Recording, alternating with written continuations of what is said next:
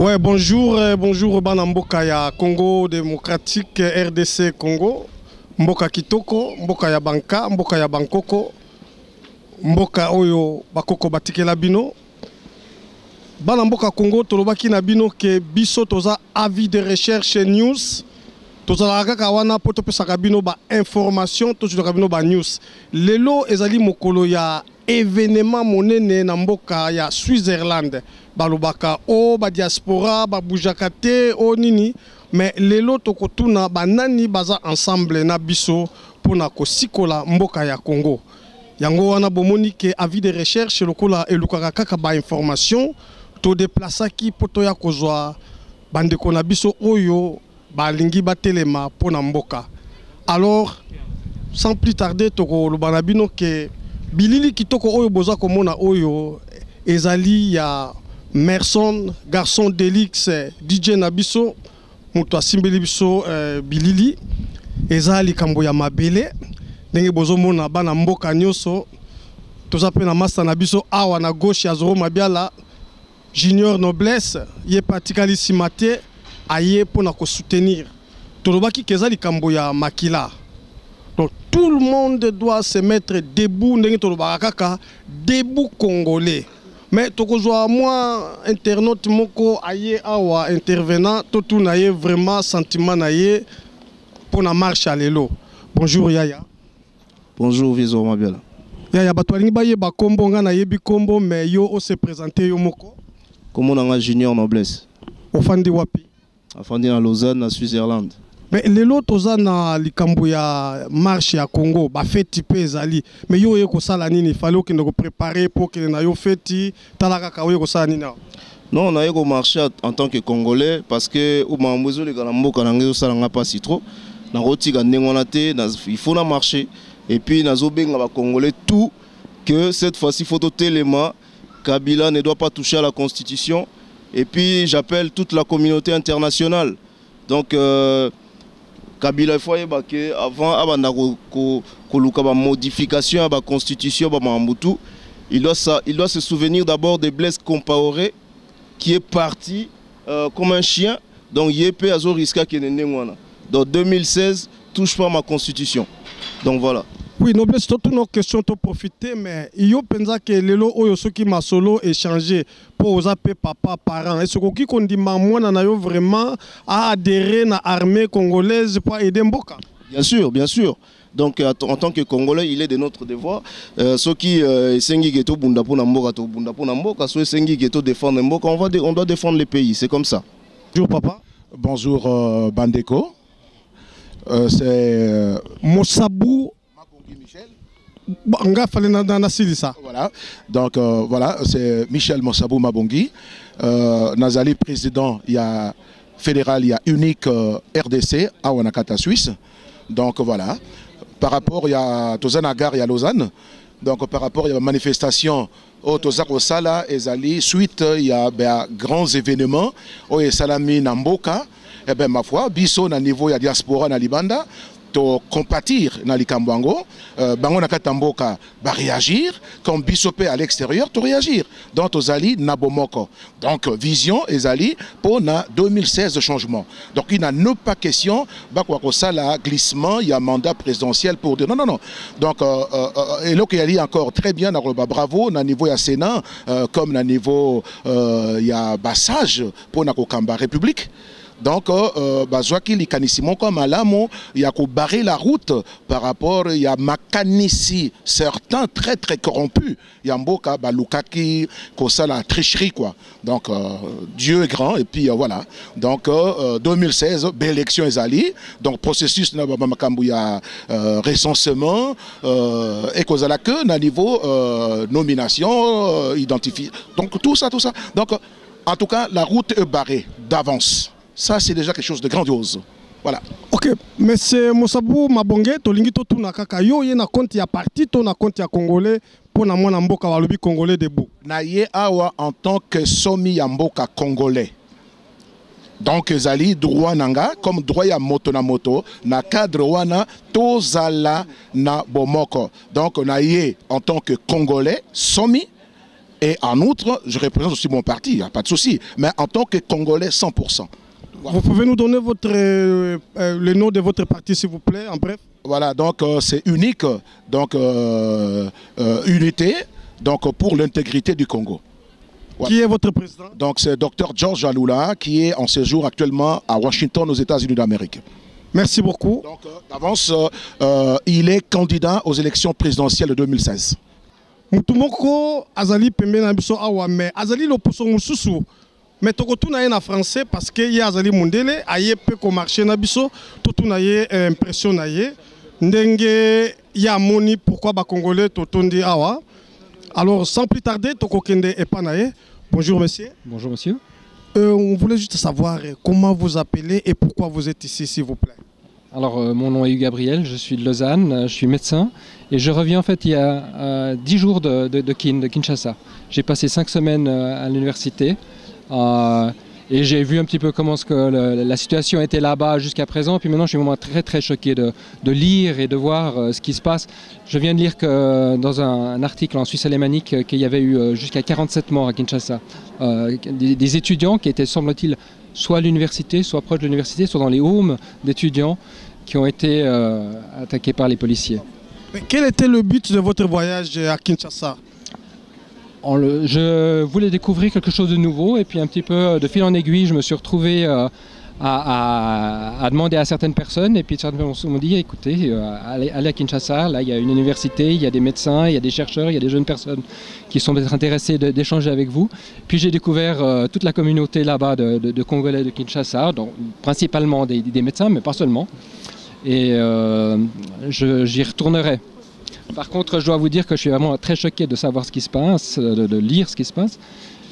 Et ce que je viens de dire à ma femme, c'est qu'on ne peut pas appeler République démocratique du Congo si après on coupe Internet, si on coupe les SMS et puis s'il y a des morts comme on entend là, à la radio ou autre part.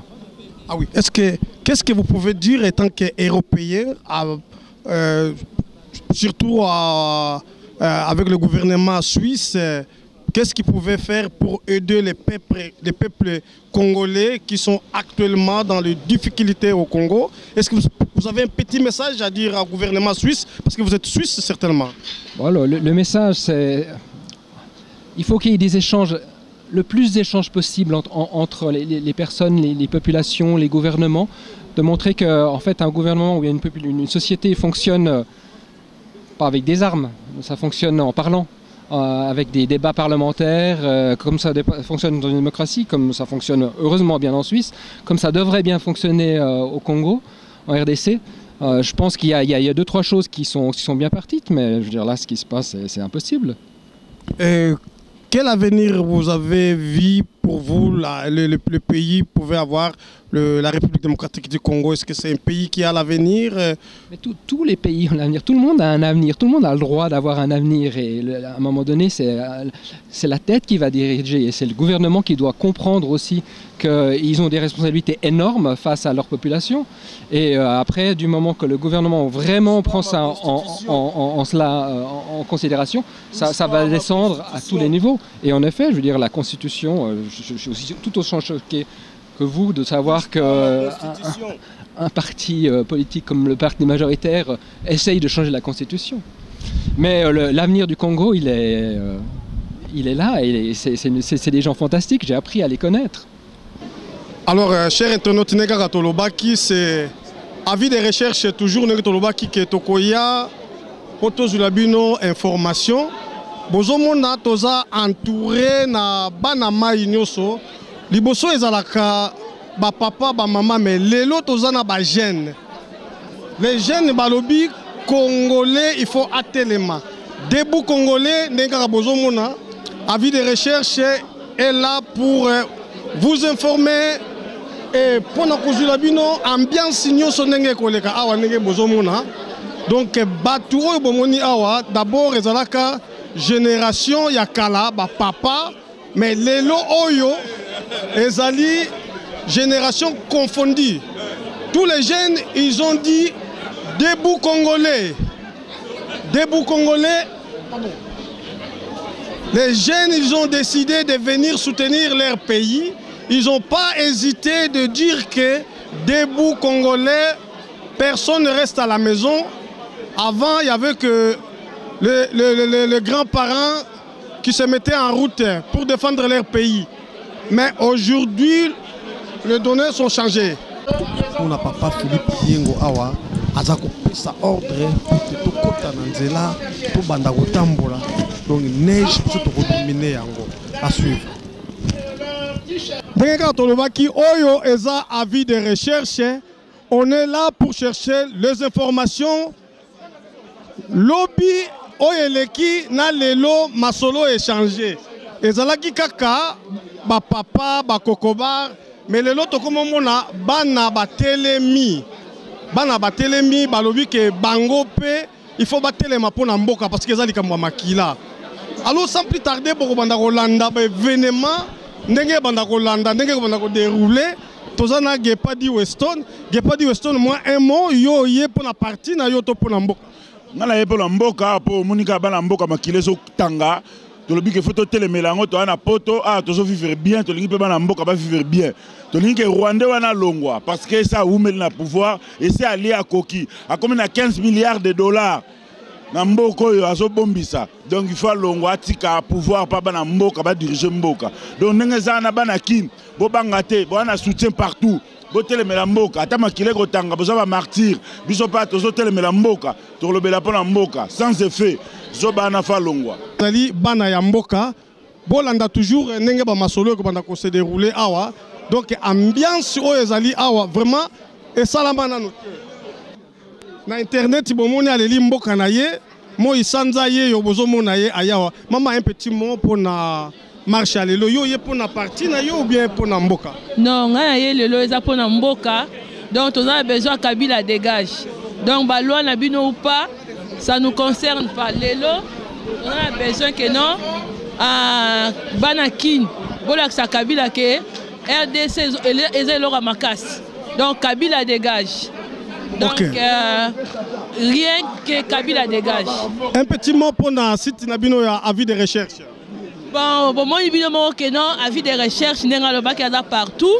Donc, partout, il y a le bac, non, place, non, sur le côté, raté, à Zokota. Bon, moi, il y a que aïe pour la patrie. Donc, il y a le bac, non, azar, on a été que non, car pour la côté, on a aucun de côté, aucun de non. Tant qu'on a avis de recherche, c'est pour la public. Donc, on est pour la macambouya public, médias international. Donc, Ingeta Nayo, merci vraiment, avis de recherche. Merci beaucoup. Wana Moi Sanza, Obomo. Oui, bandeko nangai ndenge tolobaki na bino kaka peuple congolais vraiment tozalaki na souci ndenge balobaki ke neige kokwea neige yango tikaka ekwei et mvula pe ezali ko menacer donc mais congolais lokola kaka tolobaki ke debout congolais bango nyonso batelemi na bana na mikolo yango bozomona papa Philippe Yengo awa aza kopesa ordre pour te tokota na nzela pour banda kotambola donc neige biso tokodominer yango à suivre. Nous allons marcher pour notre pays, pour le Congo. Nous allons marcher parce que l'autre là doit dégager. Nous allons marcher.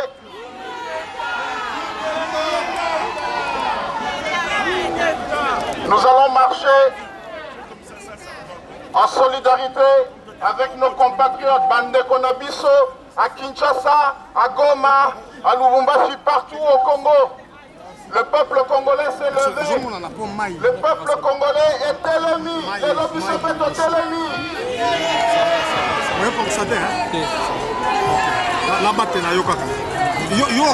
tu as la caméra. Sans rien abîmer dans la ville qui nous accueille.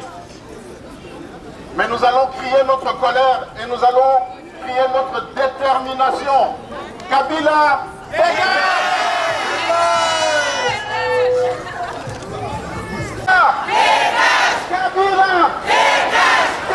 Marche ezali ya debout congolais donc ezala bana ezala mikolo mais c'est pour la première fois tout le monde qui bana ba dominer ba mikolo bango bozokomona awa en tout cas annonce ya météo ya neige et perturbé bato te bameka ko se déplacer malgré ba métro ba tram ba bis etelemi pour na perturbation ya nzela mais bato ba réussir koya na makolo kokata na banzela ndenge bozomona biso awa neige eza ko déranger mais mutu moko aza ko s'intéresser na neige te bango souci na bango ba marcher ba passer message na bango pour na Congo.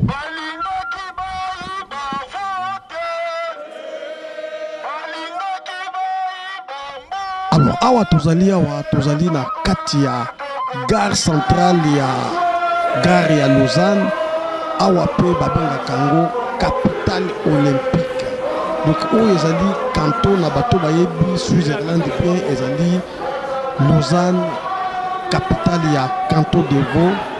Toza devant capitale olympique ndenge babengaka yango bozomona ba organisateur batenaki vraiment que ce soit nyuso bapesaki mpona neige tozala vraiment bozolanda bino moko na bilili bozomona bato koma bazali mouye na neige oyo eza kopolisa basuki ya bamama ezali kopolisa bacoiffure ya biso bapapa donc ya mingi ya koloba eza mpenza te bino moko bozomona kaka bolanda nyonso oyo ndenge baza kokoma epai na bango donc congolais accueilli.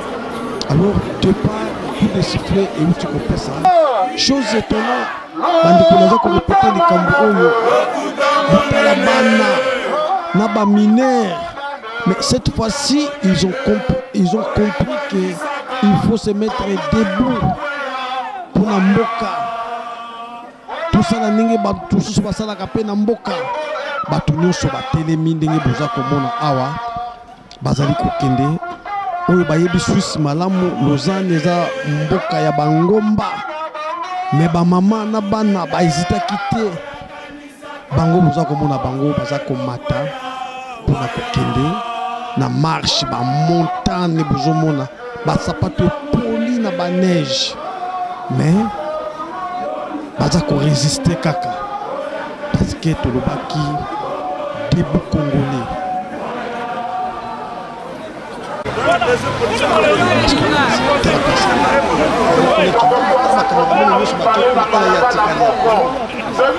Oh mon na ye ngate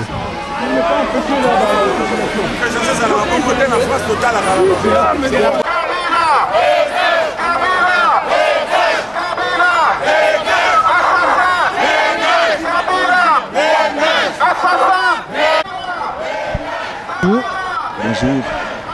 Papa tokoloba na lingala lelo mais en tout cas yo za moto toyeba yo na masolo mususu nga na yebi kombo na yebi musalo sala kame mais kana noko expliquer bato pour ekolekela bato oye awa ezate obeta sente ndenge obeta na lingomba mais oye ko sala nini mais bandana na kopesa kombo na yo. Merci beaucoup.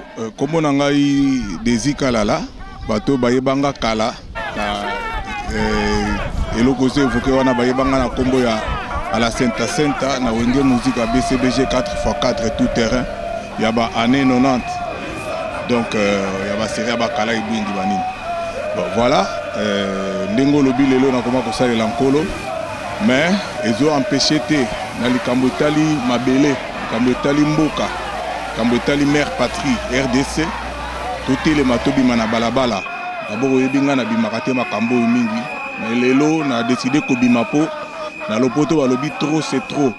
En anglais balobi enough is enough. Donc trop c'est trop. Tozali na posa ya kenamboka kuna. L'État a assumé makambozo le kanamboka kuna à prendre la population en charge, à respecter population peuple congolais babengi bango souverain primaire. L'État a singeli à ça la volonté ya peuple. Tozali na posa ya respect ya constitution.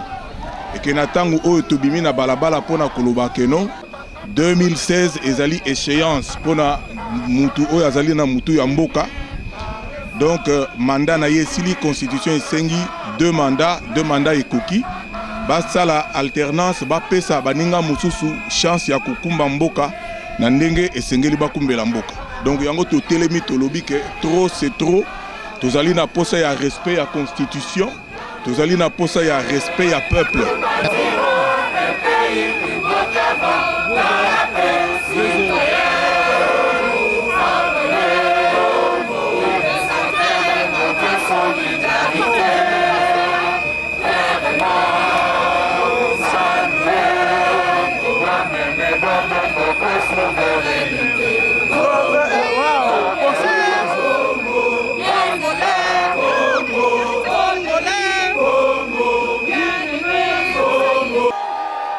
Évolution de la marche, mais ils ont toujours Suisse na Batumuke.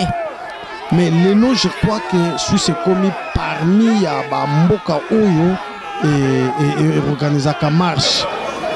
Vraiment, nombre Oyo, toujours on a noté, selon l'organisateur, plus de 20 ans passés, Bakoka pour rassembler Bakoka. 30 juin au doux soleil, 30 juin. Serment de liberté,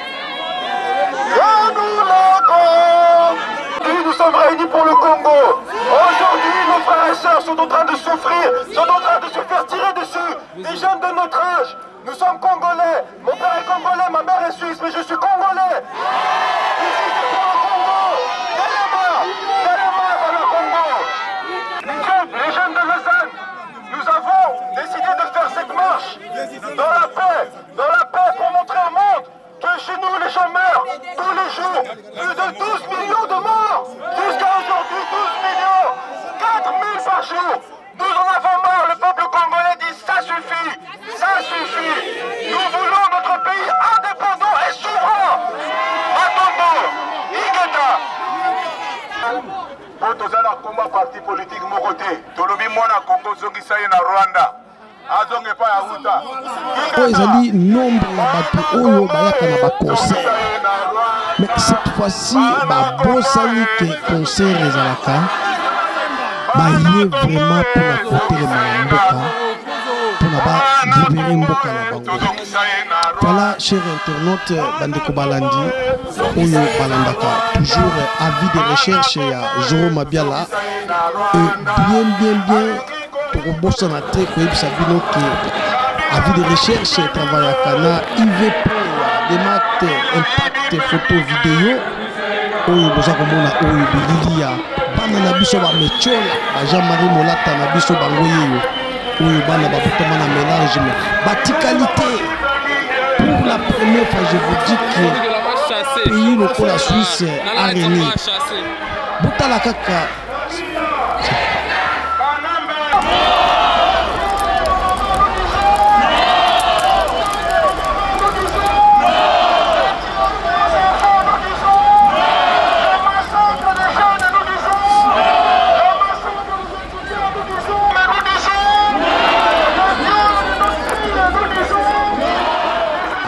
manifestation oyo donc marche en avant donc mutokozonga sima azate donc ndenge tolobaki na bino debout congolais oyo bamama batelemi mama Véro Kelani vraiment asensibiliser bamama oza parmi bamama oyo basalaki mwa bagoute mpona koaider bato mwa bagoute ya mai.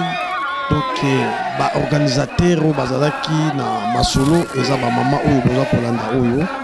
Donc, pour la première fois événement oyo bozomona bato mingi balobaka toujours que Suisse ezonga sima, Suisse ba combattant bazate, Suisse ba congolais batelemaka te mais tellement ezalaki alerte ya Europe mobimba to pe monde mobimba epai ba congolais bazali tolandi ba image tina Israël. Tomoni batu basali tolandi na babilili tomoni papa Nelly Munzo Mulenga na kati ya marche oyo baorganizaki na bamama Neema Munzo Mulenga basali na Israël tolandi bango donc na ba bishop Tosha Mulenga tolandi na Israël bamankaki te kotelema na ba super Samambi tolandi ba marche salami partout mais cette fois-ci Suisse est ennemie. Bandeko na biso ya monde entier balandaka toujours l'évolution ndenge lekelaka ya ba marche mais ezalaka toujours Suisse azalaka na bato Ingeta oh bandeko ba mama tolalité na kanisi ba mama obo yebi ba mama Lausanne ba mama ya Berne Zurich partout Genève, Ribou, Baïnio Soya, toute la Suisse. En tout cas, Ndenge Totelemi Boye Totelema jusqu'à libération. Ingeta! Oh là là, Kabila, dégage! Non pour le viol des femmes! Non pour les viols des femmes! Non pour les massacres des jeunes! Maman Motelema, Tokende Liboso! Mais Lolo, je crois que Suisse Congo parmi Mboka Oyo et l'organisation marche. Vraiment, nombre Oyo, toujours on a noté, selon l'organisateur, plus de 20 ans passés, Bakoka qu'on rassemblé Bato Boété. Oyo, ils ont dit nombre ya Bato Oyo, Bayaka na ba concert. Mais cette fois-ci, Bosani que concert ezalaka, baye vraiment pour na côté les Mboka, pour na libérer Mboka. Voilà, chers internautes, Bandeko Balandi, Oyo Balandaka, toujours avis de recherche à Jérôme Mabiala, et bien, Torobosa na te koyeb sabino que avis de recherche travail à Kana, IVP, Emate, Impact, photo vidéo, Oyo Boza Komona Oyo Bililia, Bana na biso ba Mechola, Jean-Marie Molata na biso ba Moyeyo, Oyo Bana ba Potomana mélange, Batikalité. Pour la première fois, je vous dis que pays pour la Suisse a régné.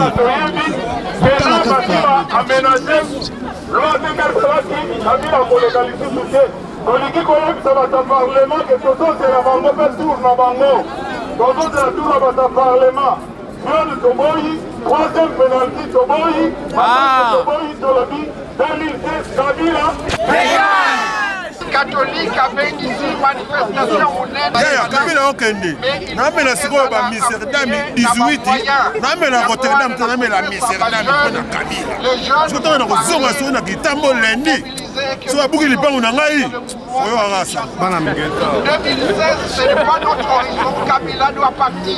Voilà. On a besoin de bana na biso ba Mechola mais baye pona mboka na biso. Donc, il va défendre ma solo. Qui va bénévole peut bailler pour na ba sala. Bonjour. Ben ba sala moi sadaka. Omoni oyo ezali solidarité ya bana mboka. Ba memi moi et loko pour na ko soutenir. Vraiment tolobi Congo tozala debout tozala ini pour na biso nyoso. Oyo ezaba œuvre patriotique ya bana mboka oyo basali. Alors oyo ezali ba sadaka kaka bana mboka bazo sala pona nini pona solidarité pona ko aider ba manifestants bazala na nzala te bazala na mwa eloko comme ça bazala na eloko akolia.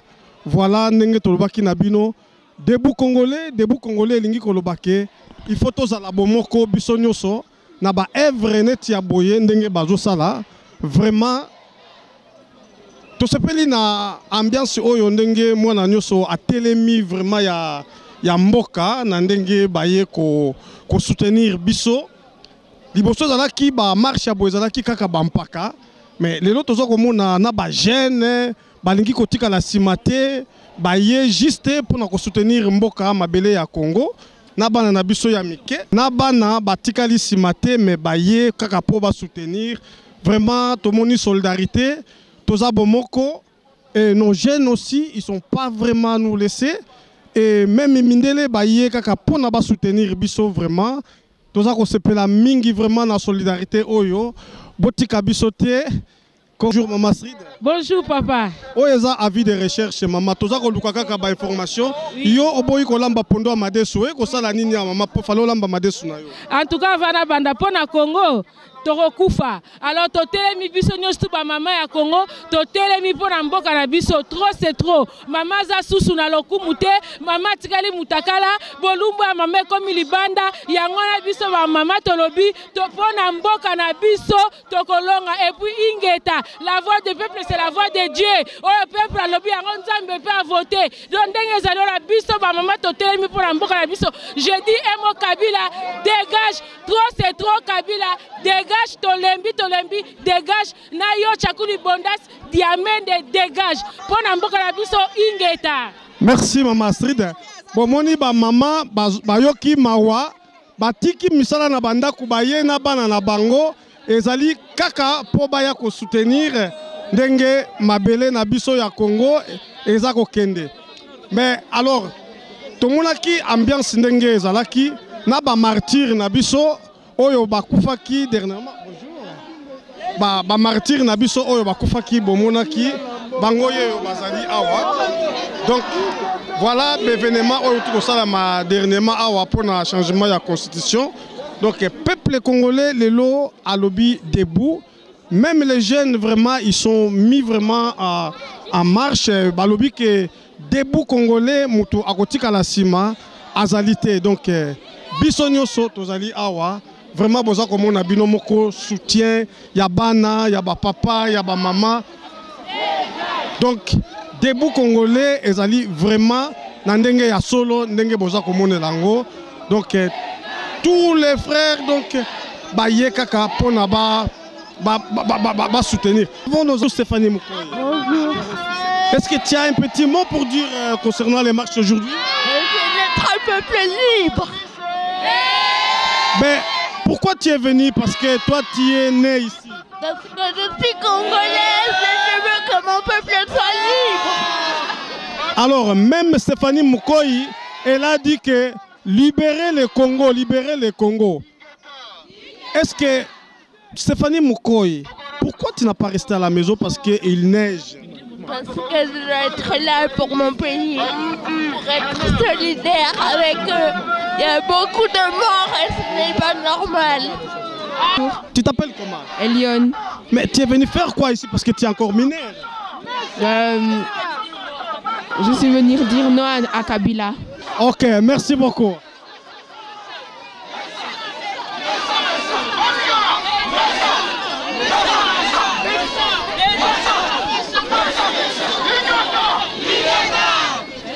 Merci.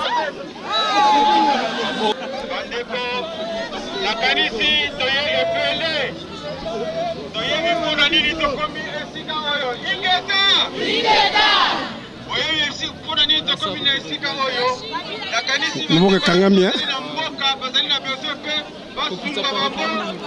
ah.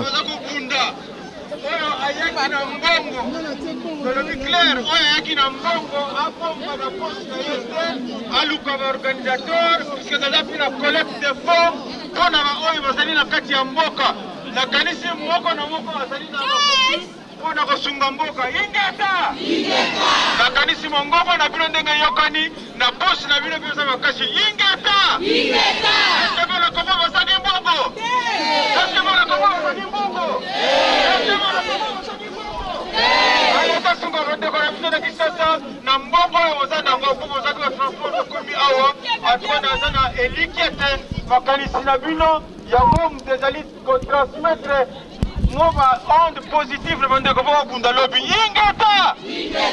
Merci beaucoup. Alors, bonjour. Est-ce que comment tu t'appelles? Emmanuel. Tu as quel âge? 18 ans. Mais qu'est-ce que tu es venu faire? Parce que ça c'est pas pour les jeunes ça. Oui, parce que c'est mon pays, je suis congolais, donc voilà, je suis venu pour le Congo. Mais vous êtes né ici, qu'est-ce qui vous intéresse pour le Congo? Bah c'est mon pays, il y a ma famille qui habite là-bas, donc ça me rend triste de voir mes frères et sœurs mourir parce qu'ils veulent leur liberté, donc voilà. Est-ce que tu peux faire l'armée aussi au Congo? L'armée, oui. Pour libérer ton pays? Bien sûr. Ok, qu'est-ce que tu pouvais dire pour le président Kabila? Dégage tout simplement. Laisse le Congo et dégage. Méchant, méchant. Méchant. Méchant, méchant. Méchant. Méchant, méchant. Méchant. Méchant, méchant. Méchant. Méchant, méchant. C'est Bindombas. Un petit mot étant que yo grand combattant na kati ya bamboko yo. Impression na roni ni na marche à l'élo. Marche à l'élo c'est un plaisir pour bato tondi ebele bato ba Zurich ba Neuchâtel bamboko ebele c'est un plaisir pour et la première fois na Suisse na monango. D'habitude biso de manifester dans Paris. Mais et ça bien tout le monde en araboye ça qui to ko santé. Merci pour la vie des recherches. Merci c'est Bindombas. Bonjour. Bonjour. Impression na yo oeza avis de recherche et ko lukabino na ebité soki boko tinda nani na ce pays mais nga naza prêt pour la recherche. En tout cas, ezala na mutu moko ya liboso totinda na ce pays ezali Kanambe. Ye penza abebisi mboka. Abebisi mboka parce que nous avons kanda. Donc tout le monde a dit que nous allons tenir kanda. Il y a combattant donc nous avons kanda munene mutali boso na kangesa ye. Après Kanambe Mende. Après Mende basa moi ebele clic na ye. Mutali boso na Kanambe. Mais impression na yo nini komona ba congolais lelo bozala ka boye ngai esengo mingi parce que balobaka susela la kamisu sala lipongita. Tozali ya kolamuka. Tant que juste au telemi. Donc tout bandi déjà marchango et puis toki nangoti na suka. Donc tu peux kozonga et pas eutaki. Ingeta. Bonjour. Bonjour mon ami. Étant que grand combattant, avis de recherche lukaka ka ba information, biso toza ba tu recherche. Est-ce que nanyango toko kotinda na ce pays? Demandez au peuple. C'est les politiciens te lobby, mais non, tout d'abord, je veux bien que tu te présentes d'abord parce que tu as bien en internet, mais les loba monio na avis de recherche auxako défendre masolo amboka. Yo kombo nani et puis osala kanani po oza combattant. Augustin Mukamba, moko ayambo parmi les égaux au babengi bana cité. Donc eza biso bana cité, biso babomaki, biso tozo bunde la liberté. Biso totelengana mais biso pe tolobi ke tokataka masolo tokataka makambo. La preuve bomoni ba jeune ya Lausanne ba telemi coloration politique te appartenance politique te mais to se retrouver biso nyonso awa lokola ba congolais pour nous défendre état mboka na biso. OK, merci mingi nde bolandi biso pour nos informations. Donc à la diaspora toza nesengo trouve mandeng soulèvement populaire samina kin. Alors on a niveau à Suisse tozo ça en sorte que nous voilà énergie aux na Kinshasa, mobilisation aux na kin, oui bana depuis le 19 janvier et continuer jusqu'à ce que occupant aux na Congo Kanambe obiso bengi Kanambe a quitté le pouvoir, a quitté le Congo. Voilà au moins ce que je pouvais dire sur la situation actuelle du Congo. Awa avis de recherche toye ko luka ba information toye bité soki bolingi botinda nani na ce pays. En fait totinda muté na ce pays toni juste te réclamer notre droit. C'est-à-dire ba jeune ba telemi ba lobby ils en ont marre. Donc bana kaka mbazo kufa ba jeune kaka mbazo kufa total ba image kaka jeune muta kufi mukolo moko te muta gouvernement moko ta kufi opposant moko ta kufi mais jeune moko gabi a kufi quand même. C'est-à-dire que ba jeune ba lobby trop c'est trop. Bango ba récupérer ma solo ba lobby maloyo il n'y a pas de troisième mandat, il n'y a pas révision à la constitution, il va falsifier même pas la loi électorale na bango ba tolobaki 2016 et ko umela ba kanisa ko umela mais umelité 2016 ko kinango. C'est-à-dire maïla mais yo kota la penza boyoza jeune okomina na 30 ans mais oye ko sala nini apoza makambo ya mibange. En fait ngana ya parce que likamo ezo concerner vraiment nation na biso. Donc nation Umbeza concernée. Donc pays malgré que toya biso atoye ko tanga ba classe yo ko sala formation parce que but na biso za tozonga to servir mboka. Yango toya donc makamozo le kanamboka. Donc makamozo le kanamboka ezo concerné biso nyonso parce que mboka eza héritage na biso. Donc eza héritage donc ata toza na poto siko eza poto tanga. Donc to aussi ça va classe na biso biso tout tozo linga tozonga kuna to ne ko servir mboka to ne ko sala ba misala to servir mboka pour to développer mboka. Yango wana meeting à l'élo vraiment ça biso bien to ya biso nyonso poto le ba stop na bato ba lingba monopoliser pouvoir pour na bango moko. Donc on est un système démocratique té tous on a besoin d'alternance à pouvoir na mboka na biso bato sikabaya ba pesa nouveau souffle yo fani na pouvoir depuis un moment déjà c'est litana yo siko il faut libérer pour na bato msusu baya. Mais étant que jeune est-ce que koki ko se sacrifier pe au kota na armée pour na ko libérer mboka? Ceux qui vraiment appellent nanga na sentir qu'appelle nanga eza yango wana pourquoi pas. Mais si on est tout salango pacifiquement. Donc les Kanango vraiment un dialogue na pacifique parce que tout le monde que constitution est ça, constitution toujours respecter la constitution. Donc il faut la constitution est 5 biso. Tout ce que ça litana leki, il faut l'on a malé mais tout ça a besoin de combattre à niveau de la violence. Ba ya quitter prochaine marche so gezali pas ça la nini. Nga vraiment na ça va jeune ba ya quitter vraiment pour la prochaine marche, vraiment, base à la banque, se mobiliser. Parce qu'à faire, ils ont concerné mon côté. Ils ont vraiment fait, il y a qu'on a biso bakoufa pour Namboka, biso toroleka, torotika Mboka. Donc pour la future génération, peut baroya baroku Tamboka. Donc ils ont vraiment histoire, il y a pays, il y a battu non, mais que le tout confondu. Ok, merci beaucoup. Ouais, chers internautes, avis de recherche de quoi information. Les lots moni français ils ont ça la tête pour ba jeune ba kisi ke bazaba na Mboka. Parmi bateau babongisi ba mabongisi o bomoni oyo eza ba jeune. Tout ça na jeune moko a se présenter vite fait bongo to tuna ye impression na ye. Bonjour. Bonjour, moi c'est Moscou, un jeune de Lausanne, je suis né à Kinshasa, j'ai grandi ici, j'ai fait mes écoles ici, mais on n'oublie pas ce qui se passe au pays. Mais ça lui on ni vraiment au téléma au mobiliser ba jeune lokola yo pour boya awa parce que Congo eza pona ba mibange neti biso mais bino ba jeune boza intéressé na makambo yote normalement. En vrai ouais, on dit normalement les jeunes on s'occupe pas trop de ça, on laisse les parents faire, mais quand on regarde la télévision, on regarde si les mecs ils ont notre âge, ça pourrait être nos petits frères, nos grands frères, ils meurent pour des causes, pourquoi ils cherchent la liberté. C'est normal à un moment donné que nous la jeunesse d'aujourd'hui, comme on appelle la diaspora d'Afrique, qu'on se réveille, parce qu'on ne peut pas laisser faire comme ça, les jeunes ils n'en parlent pas. Si nous on fait rien, qui va faire ça à notre place? En vrai, personne. Donc on est obligé à un moment donné de se relever et puis de faire des marches et de crier haut et fort qu'il faut que ce gars il dégage et puis liberté au Congo. Et Gabi oya Koufi, ni no koki koloba vraiment na ba parents ya Gabi, est-ce que yo bino pe bokoloba que je suis Gabi? Moi en vrai franchement je pourrais le dire haut et fort, je suis Gabi. Pourquoi? Parce que ça pourrait être mon grand frère ou mon petit frère, parce qu'en vrai je sais pas quel âge il a. En fait c'est moi ce qui me fait mal dans tout ça, c'est que c'est un étudiant, un jeune, il a voulu se révolter et il est mort pour les siens. Donc c'est respectable. Par exemple, toutes mes condoléances à sa famille et ses proches, et on ressent la douleur de loin des yeux, près du cœur, parce qu'en vrai ça pourrait être un frère à nous, donc on comprend totalement et puis ça nous fait mal depuis ici. C'est notre combat et c'est un frère qui est mort pour notre cause. Et bah jeune oyo ba yete lelo ni no koki koloba marche oyo kolanda mikolo koya. Pour les jeunes qui sont pas venus aujourd'hui, bah en vrai, je sais pas, peut-être il y en a des qui travaillaient, d'autres qui sont allés faire du foot, aller voir des meufs, c'est leur vie. Hein. On n'a pas tous les mêmes centres d'intérêt en vrai. On peut pas tout de suite être touché pour cette cause-là parce qu'il y a des gens peut-être qui sont nés ici, peut-être que leurs parents ne leur parlent pas assez du Congo. Mais moi, pour ma part, je suis né au Congo, donc j'ai vécu là-bas X de temps. Et le fait que je sois ici, c'est parce qu'un jour ou l'autre, nous on est là pour prendre ce qu'on apprend et un jour rentrer au pays pour reconstruire. C'est nous, le futur du Congo, c'est nous. Donc c'est obligé qu'on doit réagir par rapport à ça. Mais moi, Yasuka, est-ce que vous avez kozonga na Congo, nengo la kisi elongina na télévision, boy ba komo na président Kabila? En vrai, hein, on doit tous mourir un jour. Hein. Je préfère nettement mourir pour les miens que mourir dans une embrouille, un truc bête dans la rue qui se passera ici. Donc là, je me bats pour les miens et pour mon pays. Donc du tout, Ingeta. Merci beaucoup. Boyoki Bajen et les loba lobby Ingeta. Vraiment, et ça lui fait plaisir. N'engue tolobaka debout congolais, Bajen Batelemi. Et ça là qui wabino Zoro Mabiala Nakati à Switzerland.